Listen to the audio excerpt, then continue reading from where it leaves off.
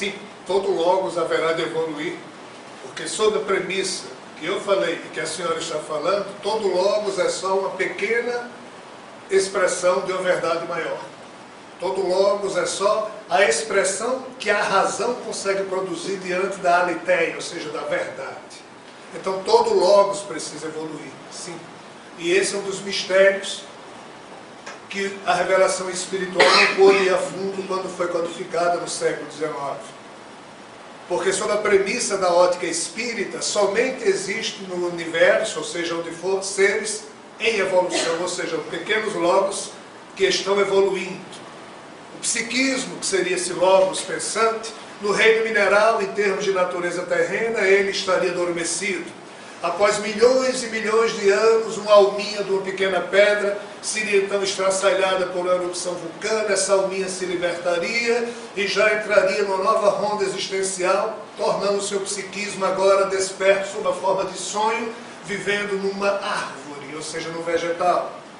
E após muitas vidas enquanto vegetal, um belo dia essa alminha se desprende, esse logos interno continua a evoluir no seu campo psíquico, na busca de arquitetar um modo pensante, um modo racional, e agora mergulha não mais na família dos vegetais, onde o psiquismo ficava adormecido, porque se você enfiar uma agulha numa árvore, no seu caule, ela sente, ou seja, há um psiquismo ali, ele agora nasce no reino animal, e através de muitas vidas, muitas espécies, esse psiquismo agora vai se tornando desperto sob a forma de instinto, que é um modo inteligente de se perceber, de se interagir com a vida, até que depois de muitas rondas, esse logos então sai do reino animal e entra no reino humano, no caso da natureza terrena.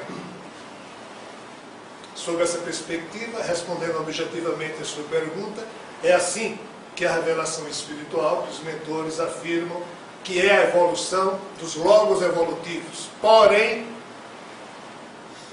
existem outras situações que não estão cobertas ainda pelo esclarecimento advindo da revelação espiritual, que apontam que existem seres que foram criados prontos para exercerem certas funções, e esses seres obedecem a um outro tipo de evolução, totalmente diferente das dos seres evolutivos, a partir da informação que o Espiritismo dá das almas criadas de forma simples e ignorante para evoluir. Isso aqui o Espiritismo não aceita, esse tipo de informação. Mas em filosofias e em esclarecimentos muito mais anteriores que o Espiritismo, isso já era dito no tempo dos Vedas antigos. São outras formas de evolução. É algo que nós ainda precisamos refletir, aprender e compreender esse tipo de processo. Sob a perspectiva da revelação espiritual, pela interpretação que sobre ela é dada, Jesus é um ser que teria evoluído do nada, como nós, e chegou a esse ponto. Parece que não é bem assim. Mas nós ainda não estamos preparados para entender como alguns logos pessoais já surgem com muito mais potencial do que outros. Aí alguém dirá, mas que injustiça é essa? Não há injustiça. Há um sentido gradualístico que explica que em todos os caminhos que levam a esse Pai maior, a percepção dele no íntimo, mesmo que para alguns aparentemente sejam mais dotados do que outros, mas os obstáculos e numa certa matemática da justiça divina sempre estariam distribuídos de forma equitativa e justa para todos os caminhos. Em existindo justiça divina, todos os caminhos terão suas regras evolutivas, que num final de conta matemática ou equação matemática daria o mesmo resultado. Mas nós, seres humanos, com o nosso modo de pensar, ainda não conseguimos compreender e aceitar esse tipo de premissa. Por isso que ela também só vai ser discutida com outras gerações do futuro da humanidade, porque agora nós somos muito tendentes a achar, se eu não compreendo isso, isso deve ser uma injustiça, então... Mas vamos lá, o Pai Amantíssimo não é injusto. No entanto, na perspectiva de que Ele permite que cada ser expresse o seu livre-arbítrio, Ele vai adequando a sua criação ao que nós, seres humanos ou seres cósmicos, fazemos dela. Aqui é imperioso perceber um aspecto muito simples. esse Deus amantíssimo que jaz no íntimo de cada um de nós, a ninguém Ele castiga.